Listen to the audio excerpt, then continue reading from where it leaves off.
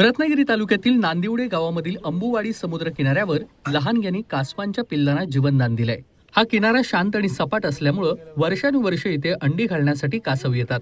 किनाऱ्यावर कासवांची घरटी सहज दिसतात आणि समुद्राजवळ पिल्लांचा बाहेर पडण्याचा मार्ग देखील स्पष्टपणे पाहायला मिळतो. या समुद्र किनाऱ्यावर अंड्यातून कासवांची पिल्लं बाहेर पडून पाण्याकडे जात असताना काही पिल्लं वाळूत अडकली. सामाजिक कार्यकर्ते सागर सुर्वे यांनी त्यांना पाहिलं.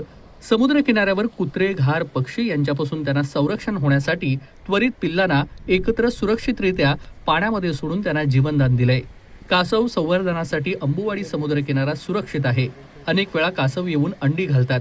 गावातील तरुण मत्स्य विभागाच्या मदतीनं कासवांच्या संरक्षणासाठी कासव संवर्धन हे उपक्रम त्या ठिकाणी राबवत असतात. पिल्लं सुरक्षित पाण्यामध्ये कशी पोहोचतील यासाठी प्रयत्नशील राहणार आहेत. शासन आणि स्थानिक प्रशासन देखील या संवर्धन कार्यात सहभागी होणार आहे. भविष्यात अशा प्रकारच्या प्राणी संवर्धन उपक्रमांना अधिक प्रोत्साहन देण्यात येणार आहे. कोकण कट्टा न्यूज, रत्नागिरी.